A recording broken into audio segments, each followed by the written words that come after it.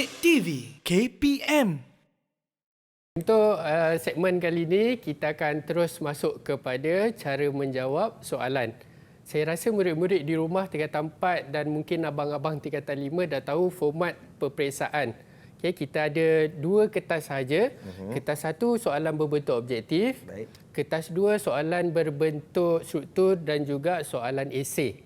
Saya rasa itu semua dah faham dah benda tu. Tak payah kita nak ulang balik. So kita tengok macam manakah bentuk soalan struktur. Soalan struktur fizik untuk bahagian A kita ada 4 soalan. Dan 4 soalan ini murid-murid semua kena wajib jawab. Tak jawab dosa. Tak ada gurau-gurau. Potong markah. Tak ada potong fizik. Tak ada markah. Kurang. Kurang. Okey. Ada 4 soalan dan bagi setiap soalan ada 3 pecahan seperti mana yang saya tunjukkan ini, A, B dan C. Dan kadang-kadang dia akan beri tambahan lagi satu D. A, B, C, D. Okay, itu pecahan dia. Maksudnya 3 kali 4, 12 saya fizik.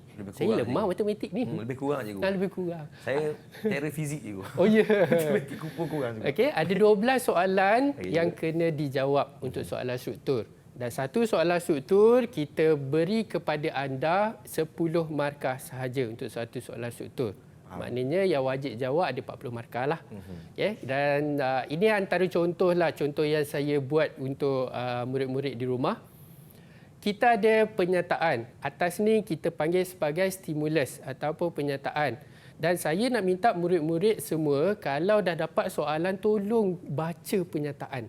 Baca betul-betul, kaji dalam-dalam sebab dalam penyataan mungkin ada jawapan. Dan dalam yang tersirat dalam penyataan pun mungkin ada jawapan. Boleh bantu awak untuk menjawab soalan. Okay, contoh, A, nyatakan 2 ciri negara bangsa Kesultanan Melayu Melaka, 2 markah. Saya bacakan dulu soalan.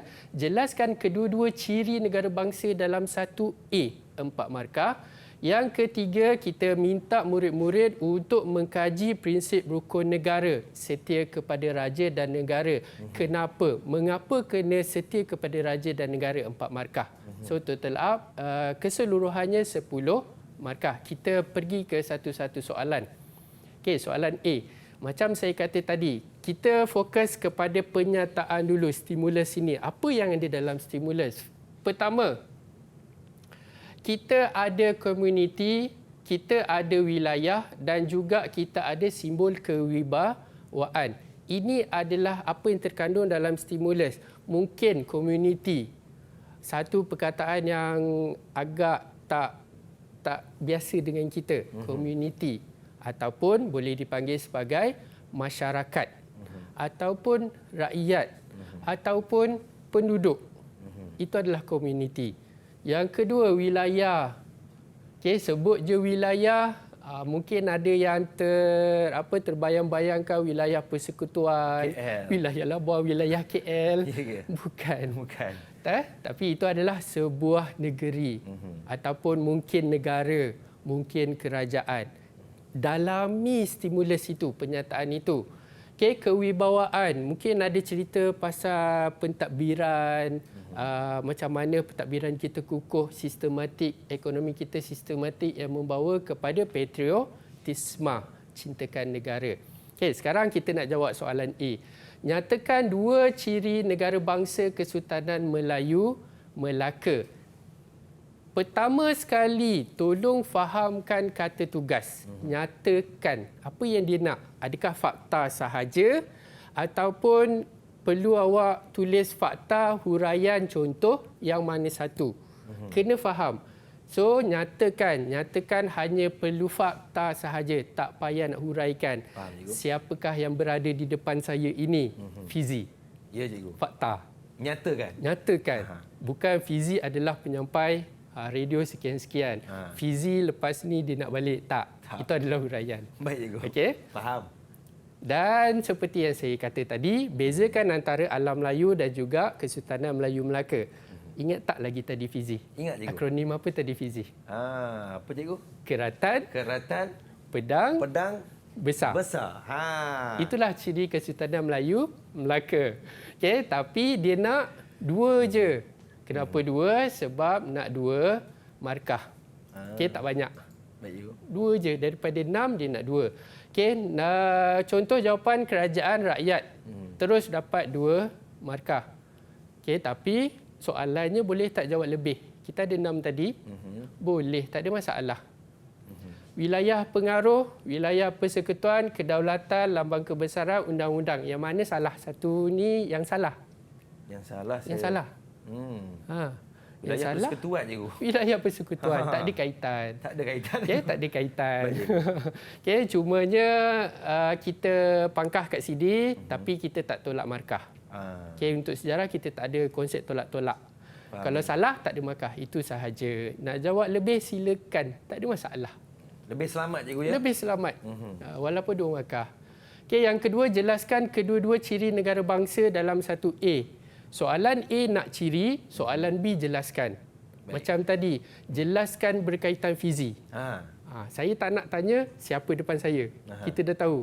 Baik. Okay, jelaskan fizi ni siapa. Seorang Okay, yang kacak. jelaskan. Contoh. Okay. Contoh. Contoh. Kan? Baik, cikgu. Bukan contoh tu, betul. Baik, cikgu. Teruskan, cikgu. Okey. Jelaskan kedua-dua ciri. Kata tugas, jelaskan. Nyatakan fakta. Jelaskan ada huraian. Ada contoh kalau ada. Okey, kedua-dua ciri. Itu adalah kehendak soalan dia. Okey, sekarang ni antara murid-murid di Google Meet. Siapa nak jawab soalan ini? Siapa nak jawab?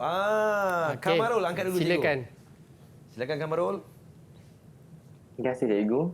Antara kedua-dua ciri negara bangsa adalah yang pertama, kerajaan muncul disebabkan adanya raja dan merupakan pemerintah tertinggi. Raja dibantu oleh pembesar. Yang kedua ialah raja dikaitkan pula dengan Dewa Siva.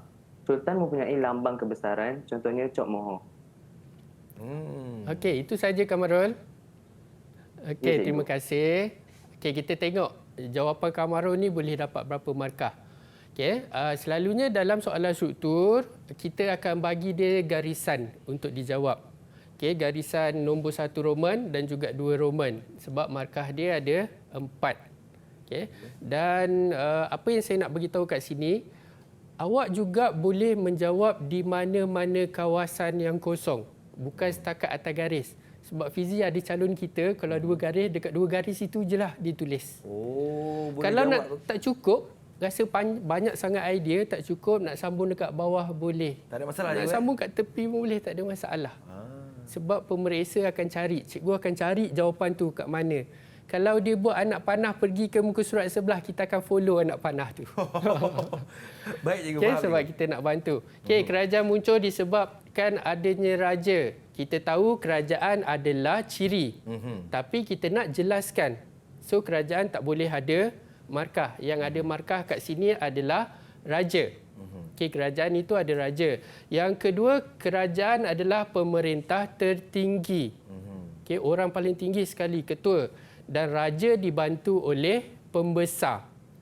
Sebab dia suruh jelaskan apa itu peranan apa itu ciri kerajaan. So raja 1, pemerintah tertinggi 1, pembesar 1. 3 markah kat sini dalam satu ayat. Okey, bukan susah pun. Kan. Okey. Dan saya rasa murid-murid kat rumah boleh tambah lagi satu kot, sistem apa yang diguna pakai oleh Kesultanan Melayu Melaka kerajaan ini tadi, iaitu sistem pembesar 4 lipatan. Kalau murid-murid tambah di sini pun dapat markah juga. Dah tak ada cukup masalah. 4 markah Dah cukup juga, 4 markah. Walaupun hanya menjelaskan satu ciri sahaja. Pun tak ada masalah. Okey, yang kedua, raja dikaitkan dengan Dewa Siva. Okey, ingat ini Melaka. Okey, Dewa Siva hanya muncul di alam Melayu. Melaka kita panggil sebagai sultan, tak ada dah konsep dewa-dewa ni, tak ada. Okey, lambang kebesaran. Sultan mempunyai lambang kebesaran. Lambang kebesaran kenapa salah? Sebab ciri. Apa huraian untuk lambang kebesaran? Cap Moho. Contoh lambang kebesaran. Kita ada warna nobat, regalia. Okey, itu contohnya. Saya rasa murid-murid jelas kot macam mana nak dapatkan markah. Faham, cikgu. Okay? Dan soalan seterusnya berikut adalah prinsip. Soalan terakhir sebenarnya selalunya adalah soalan kebat. Tak perlu baca buku pun boleh jawab rasanya. Okey, mengapa rakyat perlu setia kepada raja dan negara? Okey, murid-murid di Google Meet, ada siapa yang nak jawab? Baik. Kita ada Okey, Alia Alia. Farhana, cikgu. Silakan Alia. Okey. Okey. Rakyat ni dia perlu menyatakan kesetiaan kepada raja dan negara kerana raja ni dia merupakan ketua utama negara dan melambangkan kedaulatan negara yang membolehkan rakyat hidup dalam keadaan aman dan harmoni. Selain itu juga bagi memastikan kemakmuran negara terjamin yang membolehkan negara berkembang dengan pesat.